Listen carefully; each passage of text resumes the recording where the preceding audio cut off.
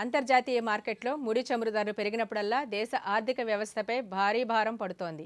ఈ ప్రభావాన్ని తగ్గించి దేశాన్ని స్వయం సమృద్ధి వైపు నడిపించడంలో ఇథనాల్ బ్లెండింగ్ కార్యక్రమం క్షేత్రస్థాయిలో అద్భుతమైన ఫలితాలను ఇస్తోంది. పర్యావరణ హిత స్వచ్ఛ ఇంధనం వైపు అడుగులు వేస్తూ ఇంధన దిగుమతుల భారాన్ని తగ్గిస్తూ దేశీయ రైతుల ఆర్థికాభివృద్ధికి కారణమవుతున్న ఇథనాల్ బ్లెండింగ్ కార్యక్రమంపై ప్రత్యేక కథనం ఇప్పుడు చూద్దాం. దేశంలో ఎథనాల్ బ్లెండింగ్ కార్యక్రమం వలన ఏకంగా 310 లక్షల మెట్రిక్ టన్నులకు పైగా ముడి చమురు దిగుమతికి ప్రత్యామ్నాయం లభించింది. ఈ పథకం కేవలం ఇంధనాన్ని మాత్రమే కాకుండా దేశ అన్నదాతల జీవితాల్లో సరికొత్త కాంతులను నింపుతోంది.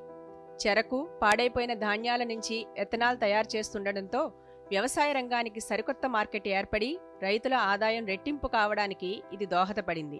చమురు కంపెనీల నుంచి రైతులకు కోట్ల రూపాయలకు పైగా త్వరితగతిన చెల్లింపులు జరిగాయి. ఇటీవలి కాలంలో సోషల్ మీడియాలో E20 ఇంధనం వల్ల వాహనాల వారంటీ, ఇన్సూరెన్స్ రద్దవుతాయని, మైలేజ్ తగ్గుతుందని లేదా ఇంజన్ పాడవుతుందని కొన్ని అపోహలు ప్రచారమయ్యాయి.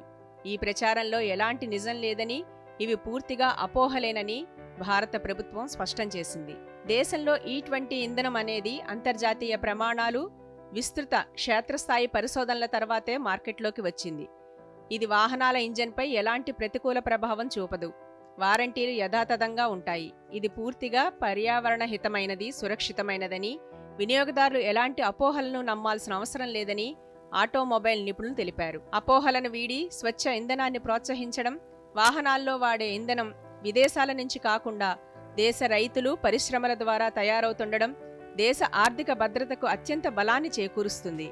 విదేశీ ముడి చమురుపై ఆధారపడటాన్ని తగ్గించి విదేశీ మారక ద్రవ్యాన్ని ఆదా చేయడమే కాకుండా గ్రామీణ ఆర్థిక వ్యవస్థను బలోపేతం చేసి రైతుల ఆదాయాన్ని పెంచుతుంది.